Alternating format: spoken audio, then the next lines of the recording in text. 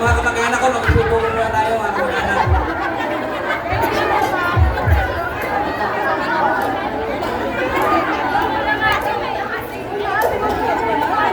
Mga kandidato ng Your Miss Choice, labas po tayo dyan.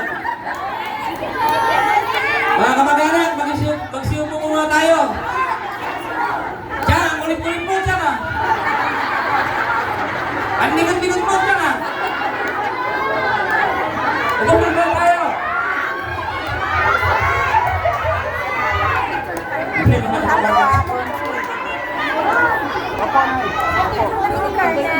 Kita ang kulit-kulit po ha. Gusto mo na kayo, Chong.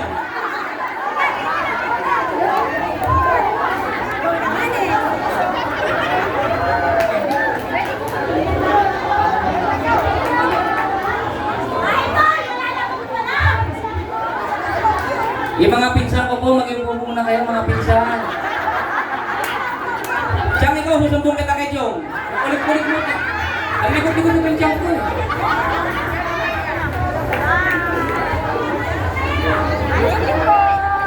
Hi!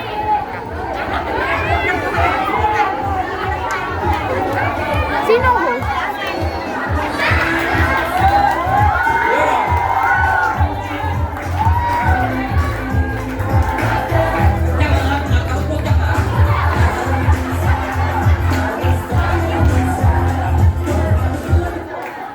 Okay, mga kamag-anak, bumuha tayo.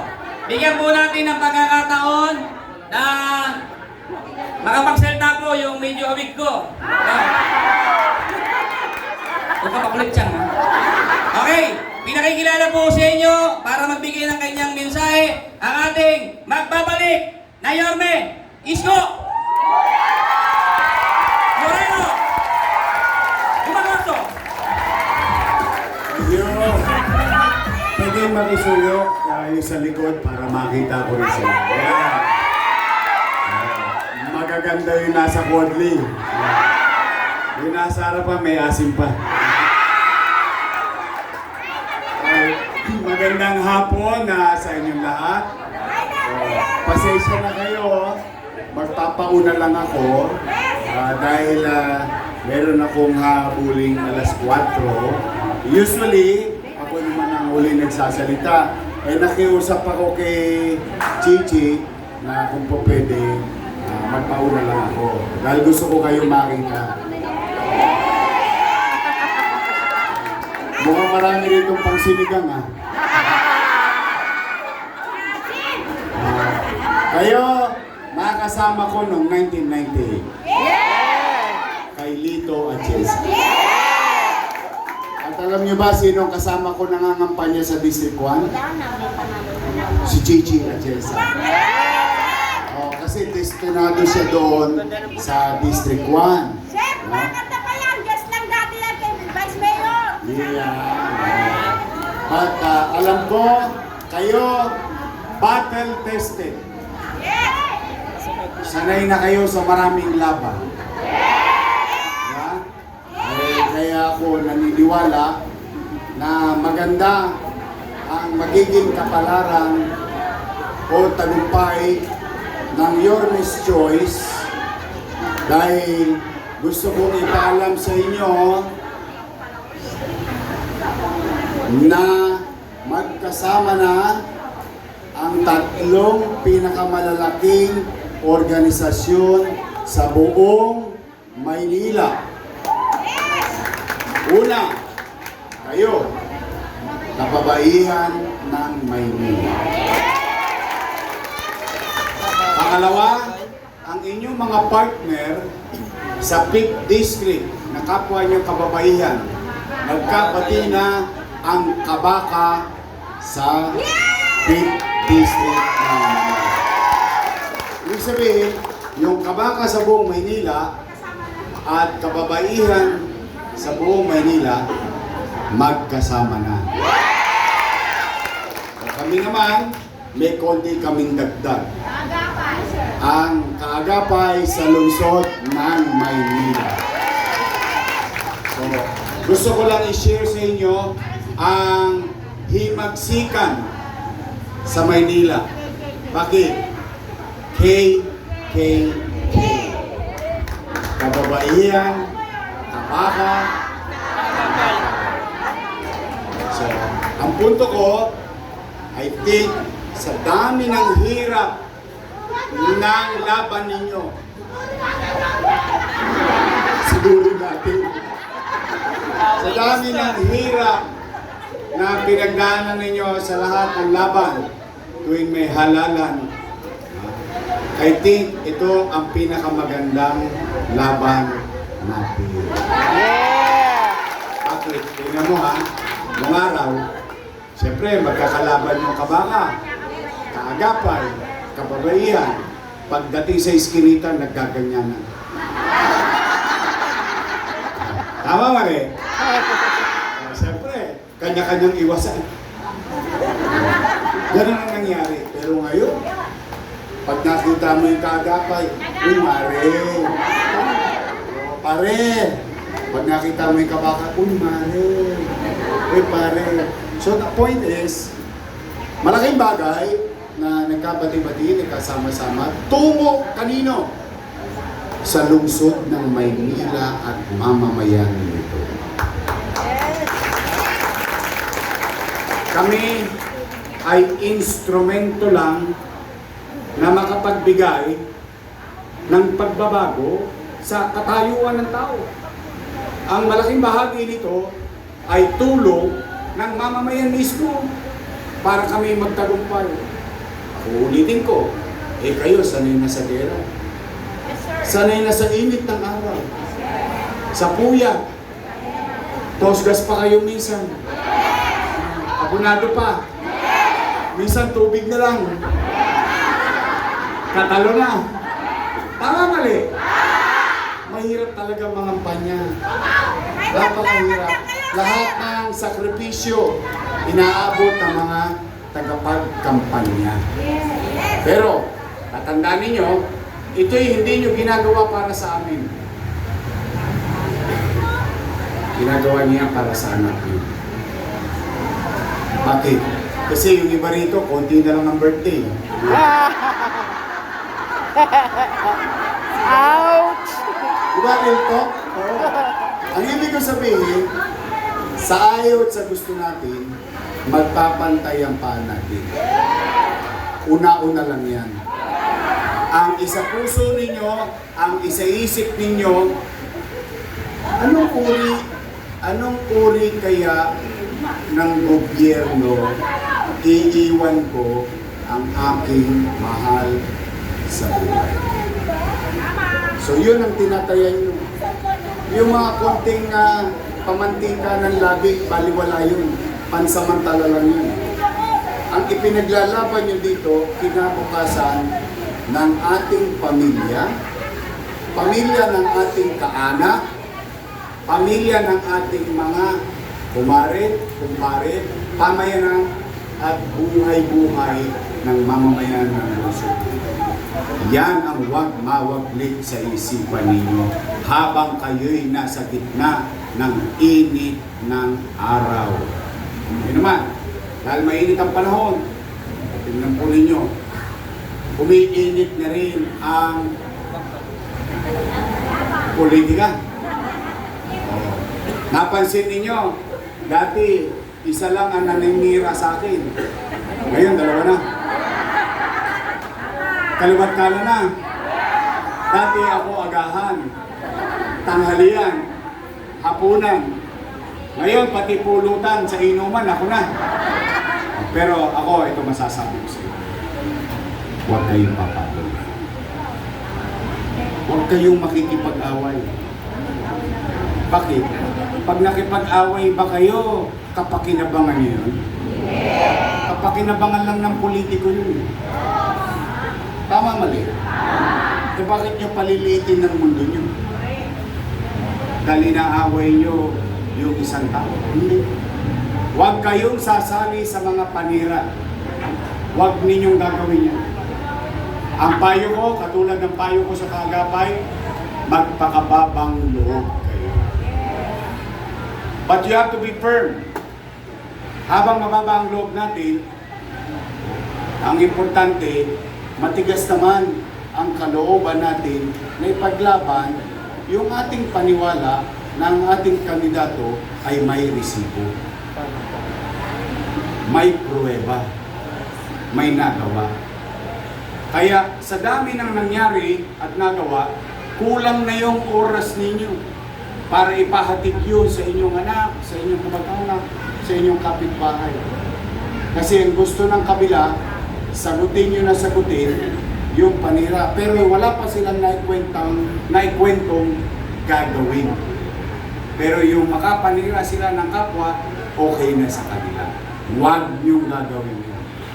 Magpakababang loob kayo, pahabain ninyo ang kamay ninyo, umakap kayo ng umakap ng tao. Umayo kayo at magparami. Dahil nanunuyo kayo. Meron bang nanunuyo, sinisiraan mo yung kandidato? Meron bang nanunuyo, sinisiraan mo ang kalaban mo? Dapat suyuin mo at ipakita mo na itong kandidato mo ay karapat dapat.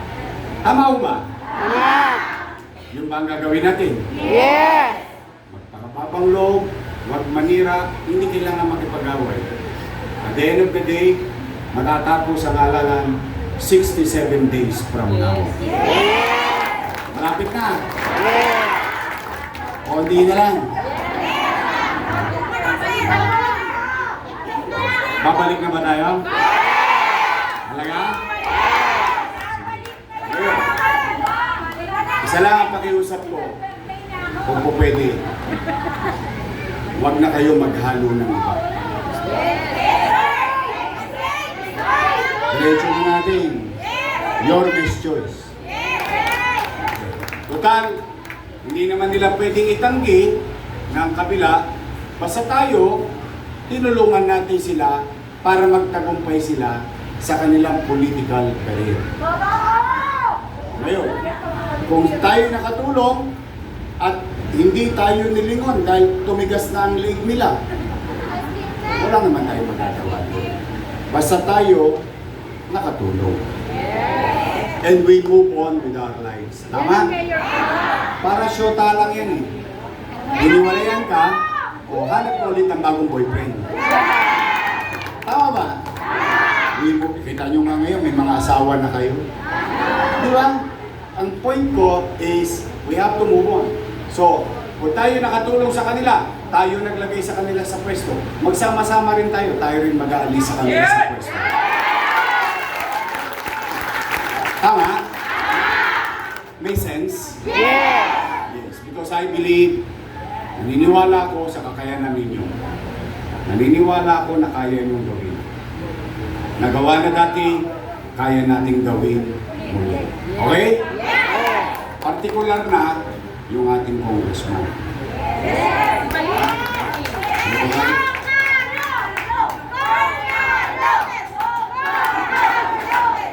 Total, nakatulong naman ako sa dati. Nakaupo. Hindi naman pwede kubli yun. Okay na ako, masaya na ako. Naging bahagi ako ng tagumpay niya. Nandiyan na yan. Remove all.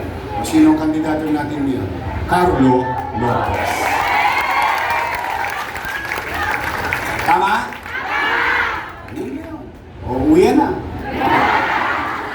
Yun na yan. O, simple lang. Kasi ayaw ko kayong magkaroon ng kaaway. Ayaw ko kayong magkaroon ng kagalit dahil lang sa mga katulad namin politiko. Because minsan-minsan lang namin kayo makikita. Ang iniwan pa namin sa inyo, pait. Ang iniwan pa namin sa inyo, bitterness mo. Maging masaya tayo. Ipagpasalamat natin sa Diyos. Sabi, kalahin ninyo, nabuhay tayo. Nung pandemya, lahat tayo kinakabahan. Pati sa loob ng bahay, kinakabahan tayo. May umaching lang, haching, ay may COVID, may COVID. Tamang hinala tayo. Tama ba? Pero, at least, kayo kayo na mga nangabuhay dito. Tayo, buhay tayo lahat. Ibig sabihin, tayo na lang ang testigo ng pandemya. Dahil yung iba, sumakabilang buhay ka, talagang na-impressor. Iba ka, tayo na lang, nandito, testigo. Tayo, testigo. Kaya nating sabihin, kanino man, sa mga mahal natin sa buhay, nung pandemya, walang nagutom sa lungsod ng walong buwan. Noong pandemya, natatakot ang nanay, natatakot ang tatay. Paano ang pag-aaral ng kanyang anak? Ano nangyari? Sa Maynila, may tablet ang estudyante. Sa Maynila, hindi lang may tablet ang estudyante, libre pa internet. Tama mali? Tosgas ang gobyerno ng Maynila. Libre ang magulang. Tama mali? Ang teacher may laptop. At hindi lang siya may laptop, may internet din siyang sagot ng lungsod ng Maynila. Tama mali? So madalit salita, suma total, naitawid natin ang pag-aaral ng ating apo, ng ating anak noong pandemya. Tama?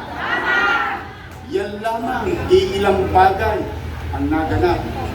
Kung paano itinawid ng pamahalaang lungsod under my watch ang 2 milyong Manileño noong panahon ng pandemya. Ngayon, maraming magbibida-bida. Akap dito, AX doon, bigas dito, bigas doon, dilata rito, dilata roon. Ang una natin tatanong sa sarili natin, nasaan kayo nung pandemya? Pangalawa natin tatanong, ay, Yorme, pwede ko bang tanggapin? Sagot ni Yorme, kunin nyo, sayang din yun. Maisasain nyo rin yung 5 kilong bigas. Tama ba? May 10 pulik pa. Di ba? May bigas ka na, may ulam ka pa. Pag pumunta ka naman doon sa kabila, may dilata pa. Tama mali? Kunin nyo. Kasi ang paniwala ko, matalino ang mga taga-lungsod ng Maynila. I believe in you. Kaya, ngayon, magkakasama-sama na tayo. Mas matindi, mas lumakas, mas lumaki. Kaya, huwag na tayong hiwa-hiwalay. Huwag na kayong mag-alis ng rekado sa pakpit. Dahil ito na yung pakpit. Pag inalis yung kalabasa dyan, hindi na pakbit. Pag inalis nyo sitaw yan, hindi na pakbit. Tama mali? Kaya isang buo tayo. Straight, Yorme's choice. Kasi dalawa lang naman ang pagpipilian. Tama mali? Yung isa, Yorme's choice. Matamis. Yung isa naman, lady's choice. Ano kayo may sabi nun? Ganun lang. Ha? So maasahan ba namin ni Chi? Maasahan ba namin ni Carlo Lopez? At nandito mga kusyal natin, Bolong si Nico Evangelista, Romel Miranda, at yung kamag-anak nyo. Bilib ako rito, daming kamag-anak. Kamag-anak nyo ba talaga to?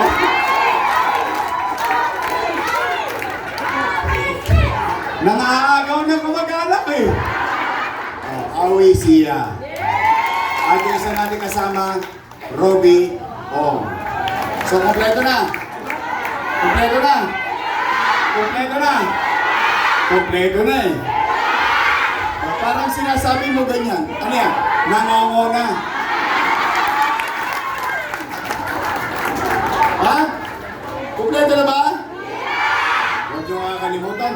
Lagi itong nangongo na. O ano sa Tagalog ng number 1?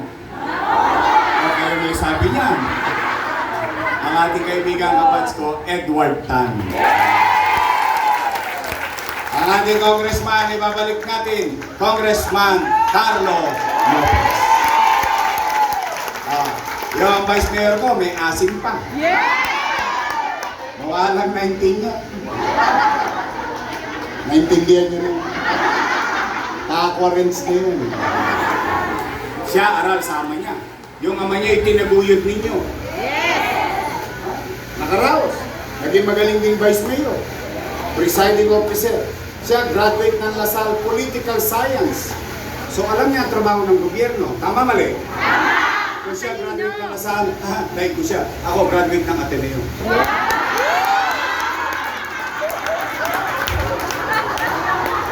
Parang ayaw niyo akong paniwalaan. Ateneo de Tondo. Tondo High School. Ang ating Vice Mayor, Chi Atienza. Repletos Ricardos. Wala nang itatapon. Bechin na lang. Sino Bechin? Kayo. Kasi kayo magpapasarap ng laban. Okay? Mabuhay ang kababaihan ng Maynila. Kaya nyo ba? Babalik na ba tayo? Samahan nyo kami ni Chia Chesa. Ito ang iuwi nyo ngayon.